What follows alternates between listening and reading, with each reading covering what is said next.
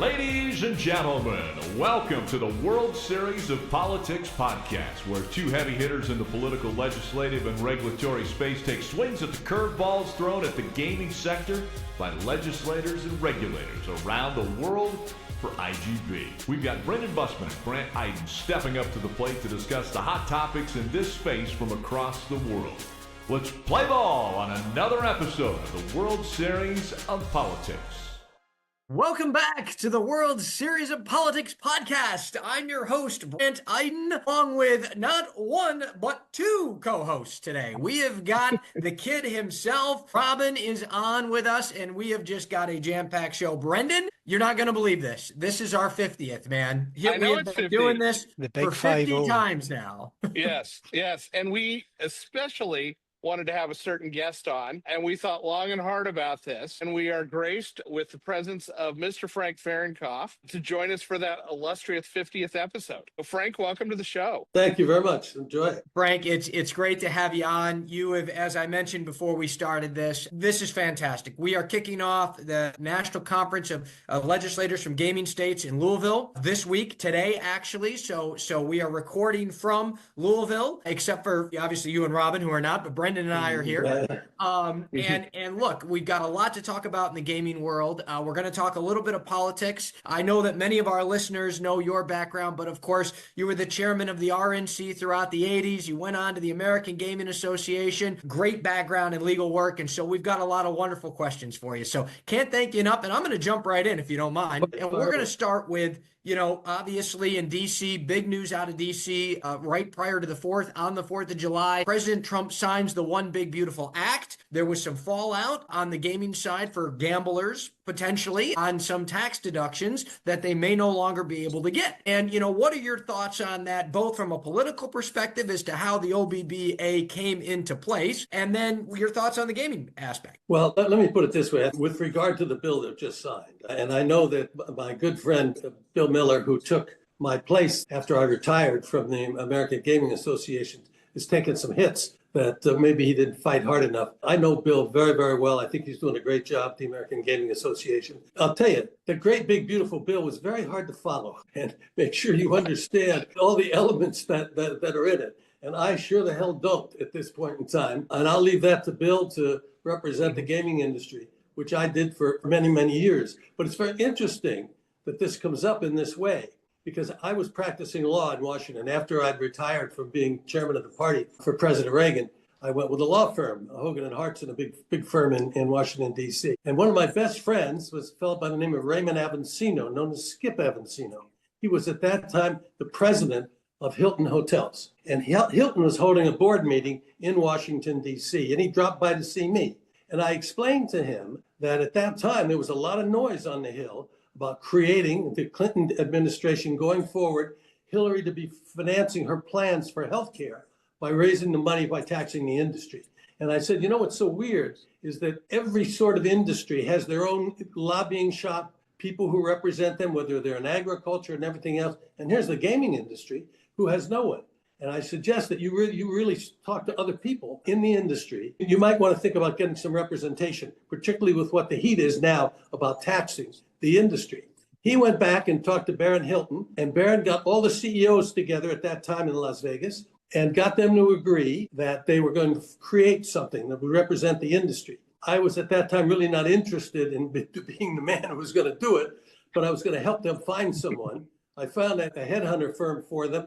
They talked to them. It was Steve Wynn and Avancino, the Hilton people. Everyone was involved. Terry Lanny at that time. Those are names that are back in the 80s, 90s were the power in the industry. And they interviewed many, many people and couldn't really come up with somebody that they felt comfortable with. And then they came to me and said, look, why don't you do it for 1 year since you're a Nevadan? You've appeared before the Nevada Gaming Control Board and you know the industry, you know where the bodies are buried. And I said, all right, I'll do it for 1 year. And I'll represent the industry. Well, wow. I was there for, I think, maybe 18 years I was there. And we were fortunate enough to beat back the plans to tax the industry, many more than they are just as regular industries who pay normal taxes. But then immediately we're hit with an organization that was designed to do away with gambling in the United States of America, to make it illegal.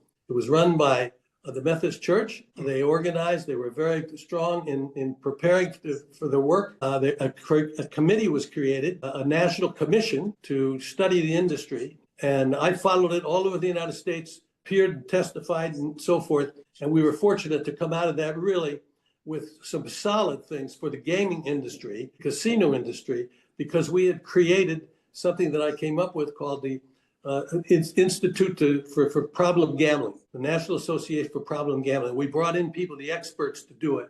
And I tell you, I had it was a hard sell at the beginning. I had to hold up a picture of all the presidents of the tobacco companies who were testifying on the Hill, raising their right hand to tell the truth, and were saying that cigarettes was not, you couldn't get attached to them. They weren't addictive in any way, shape, or form. And I fundamentally said, you guys want to be sitting there someday talking about gambling, because we know there are some people who can't gamble responsibly. Well, we were fortunate enough to beat that back, do well, and I was there for a long, long time. We were able to dodge any effects or attempts to unfairly, in our view, tax the industry. But now I think Bill Miller's doing a good job. His team is doing a good job, and we'll see where this thing comes out. I don't understand all the ins and outs of the question that you asked with regard to what's in that bill. No, that's fair. That's fair. That's great. That's great. Brendan? I was going to say, Frank, I don't know if the people that voted on it know what's necessarily in the bill either. And I say that after they spent 16 hours reading it in the Senate, then went through all the amendments. And as it relates specifically to the gaming issue, you know, you're seeing more and more things as they come out going, well, I didn't know that was in there. I don't know how it got in. I don't know how this. So, you know, it's one of those that we got to figure out where all the bodies are actually buried first. But, you know, we've got Congresswoman Titus, who's my congresswoman, you know, that introduced the Fair Bet Act and some of those things. But, you know, you've talked about your tenure and sort of how the industry came to be and, you know, lobbying for the AGA. During that time, what was, you know, your, I would say, crowning achievement along the way to say, hey, not only did I launch this thing, but you talked about the tax, you talked about, you know, the RG mechanisms, but was there anything else in that you really were like, hey, I'm really proud that as an industry, we came together and did X? Yeah, it really has to do with responsible gaming. We organized that organization. I met a professor at Harvard who was an expert in the field of addiction, particularly among young people. And so I met with him, and what we did is we financed an institute that he would do the research. There'd be a Chinese wall between it and the industry, because there was some criticism that went against the tobacco industry and the alcohol industry, that they were putting something like that together, but they were influencing what the result was going to be.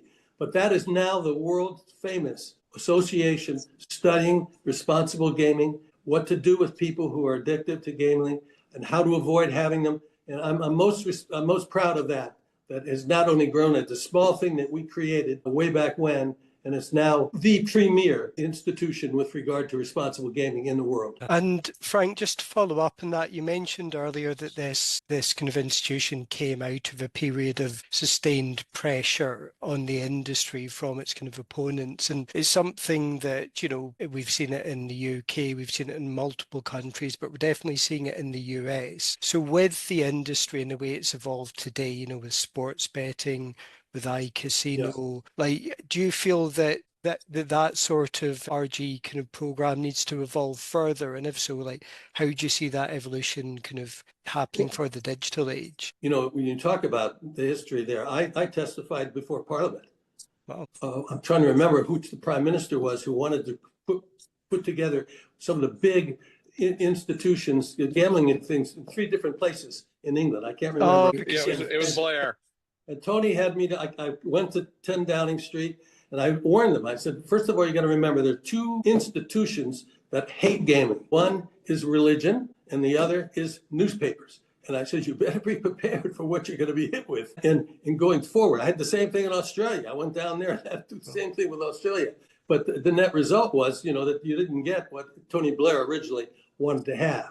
Now, certainly what's going on now, it was something that I was really concerned about just before I left the AGA, was offshore gambling online. And it was unregulated, uncontrolled, untaxed. And I was always of the way, I was in favor of legalizing it in the States where you could at least have regulation and taxation and so forth. One of the people who I could never convince was Sheldon Adelson. Sheldon was a dear friend, but Sheldon kept telling me, Frank, I have 2 sons and I'm just afraid they're going to get addicted to it.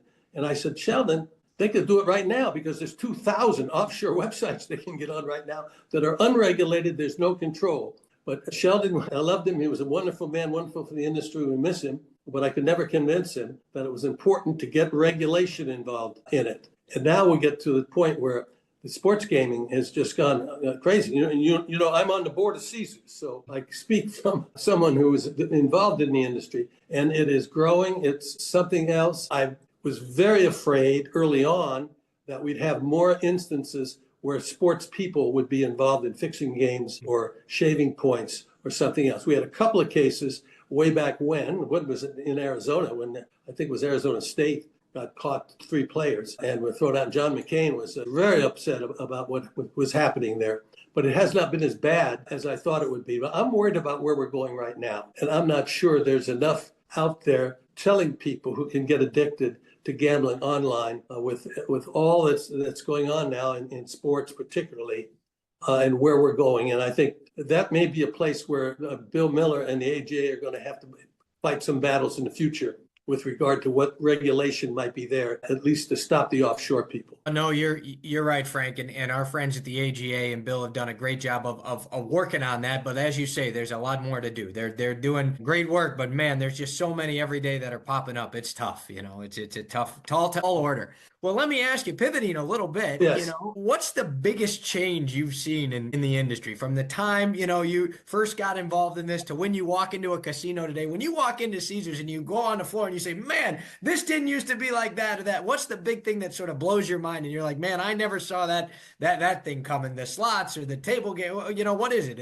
Any thoughts on that? Well, the slots are probably the biggest change. They certainly are. I grew up in Reno, Nevada, and I can remember when people weren't looking, we would sneak into one of the casinos and put nickels in. You could if you got 3 cherries, you got 4 nickels back. I mean, now the industry that manufactures slot machines, and I just left the board of BMM. BMM is an international company. It's an American company, but came out of Australia. And before any casino in the world that something is electric plugged in, you have to have independent testing to make sure that the machine is safe.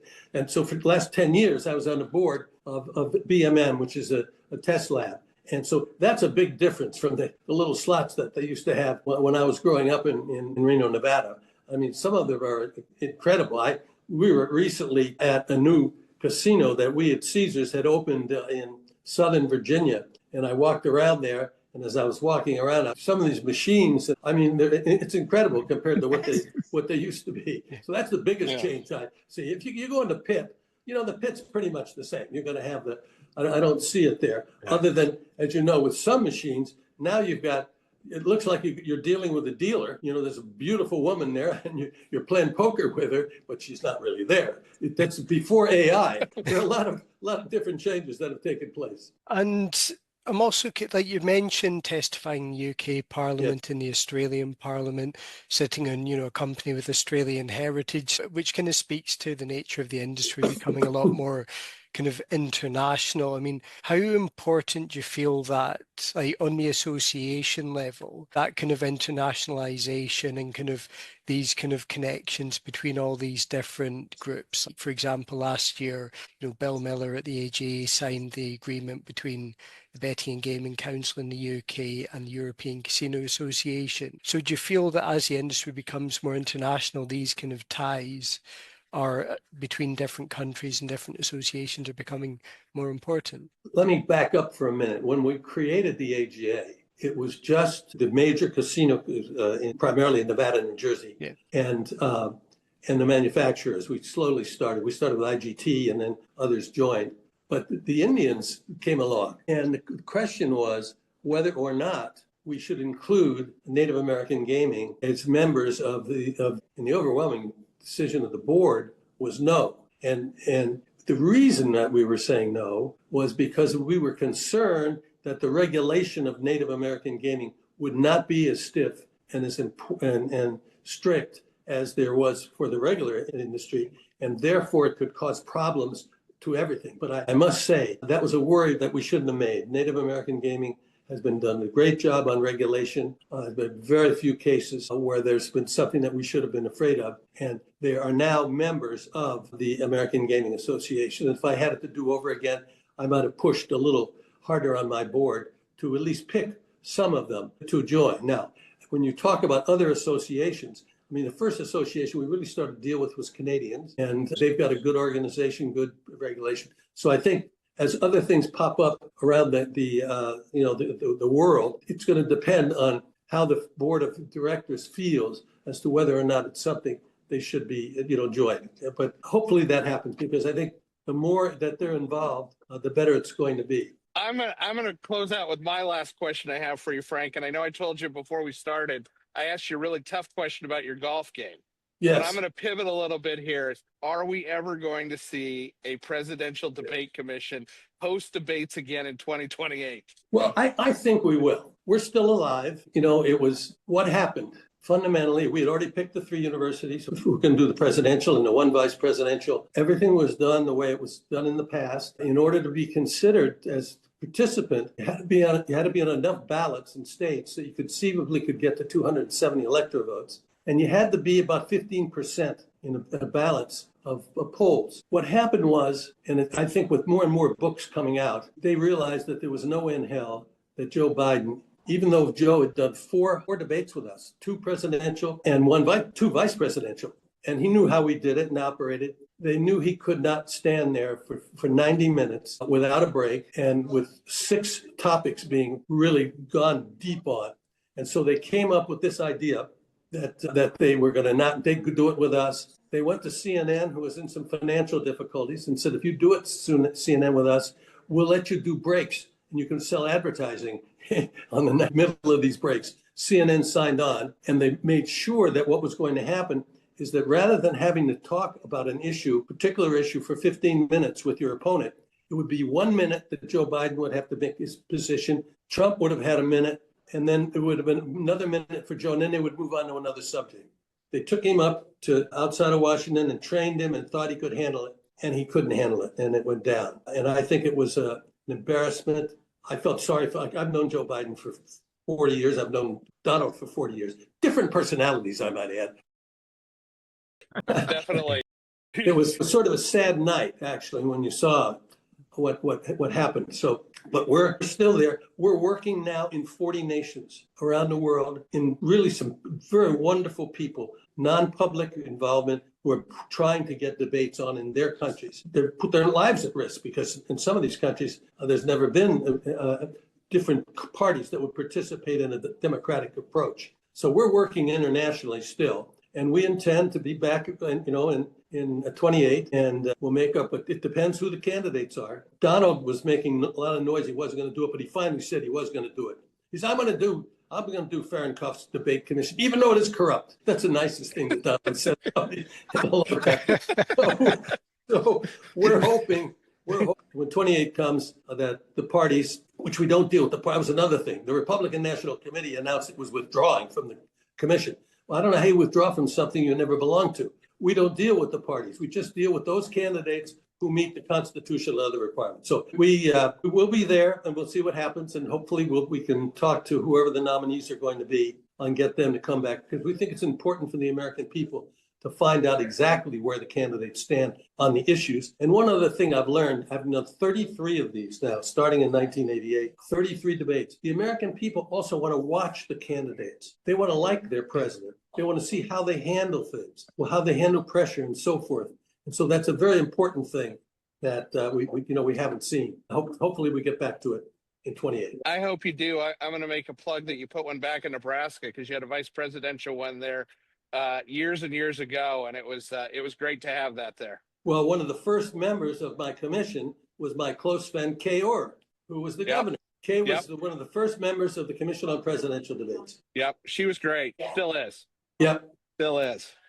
Even though she disagrees on our issue here. Frank, this has been absolutely fantastic. We can't thank you enough. I mean, ladies and gentlemen, the great Frank Fahrenkopf, lobbyist, AGA president, Caesars board member. I mean, you name it, lawyer, a true mentor, legend in the industry. Couldn't think of a better way to cap off our 50th episode. So, Frank, we thank you so much for being here. Thank you so much. Thanks for having me. Another episode of the World Series of Politics podcast. You got it. Thanks a lot. You guys. Okay, bye-bye. You've been listening to the World Series of Politics podcast with Brendan Bussmann and Brandt Iden. We'll be back at the starting line very soon. This has been an IGB production. For the latest news, views, analysis, and data on the global gaming industry, head to iGamingbusiness.com.